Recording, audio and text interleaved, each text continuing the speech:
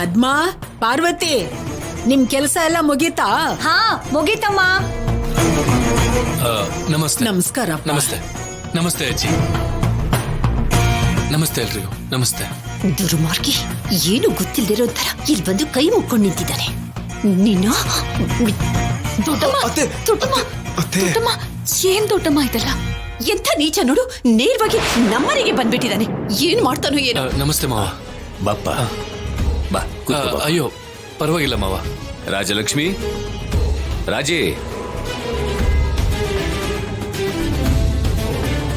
ಅಪ್ಪ ಅಳಿಯಂದ್ರಿಗೆ ಕುಡಿಯಕ್ಕೆ ನೀರು ತಗೊಂಡು. ಅಯ್ಯೋ ಮಾವ, ಅದೆಲ್ಲ ಏನ್ ಬೇಡ.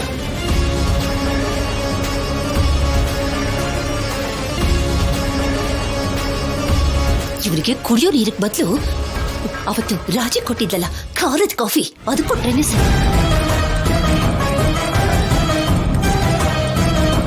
ಏನಪ್ಪ, ನಿಮ್ ಮನೆ ಹತ್ರ ಮದ್ವೆ ಏರ್ಪಾಟೆಲ್ಲ ಚೆನ್ನಾಗಿ ನಡೀತಿದ್ಯಾ? ನಡೀತಾ ಇದೆ ಅಜ್ಜಿ. ಅಪ್ಪನೇ ಎಲ್ಲ ನೀಟಾಗಿ ನೋಡ್ಕೋತಾ ಇದ್ದಾರೆ.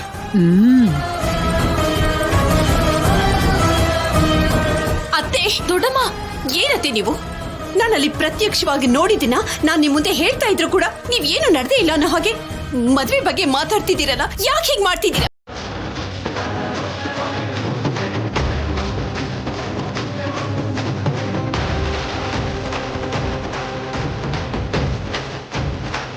ಇಂಥವನ ಮನೆ ಒಳಿಯ ಮಾಡ್ಕೋತೀರಾ?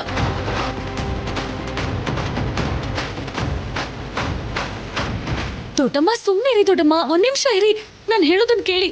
ಆವೇಶ ಪಡ್ಬೇಡಿ.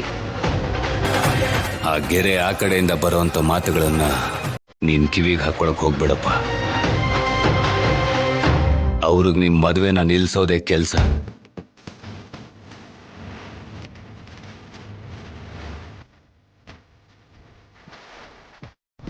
ನೀನ್ ಹೇಳಪ್ಪ, ಏನ್ ಈ ಕಡೆ ಬಂದಿದ್ದು? ಮಾವ, ಅದು ಮದ್ವೆ ಹತ್ರ ಇದೆ ಅಲ್ವಾ, ಶಾಪಿಂಗ್ ಅಂತ ಹೊರಟಿದ್ವಿ. ರಾಜಲಕ್ಷ್ಮಿನೂ ಕರ್ಕೊಂಡು ಹೋಗೋಣ ಅಂತ ಬಂದೆ ಮಾವ.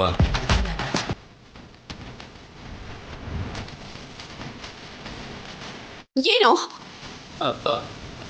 ಎಷ್ಟು ಧೈರ್ಯವಾಗಿ ಮಾತಾಡ್ತಿದ್ಯಾ ನೀನು?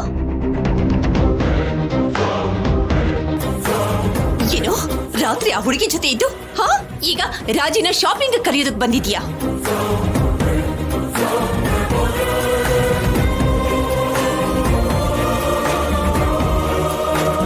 ಮದ್ವೆ ಶಾಪಿಂಗು ಬೇಡ, ಎಂಥದ್ದು ಬೇಡ. ಈ ಮದ್ವೆನೇ ನಡೆಯೋದಿಲ್ಲ. ನಮ್ಮ ಮಗಳನ್ನ ನೀನು ಕೊಡಲ್ಲ ಅಂತ ನಿರ್ಧಾರ ಮಾಡಿದೀವಿ. ಅದೇ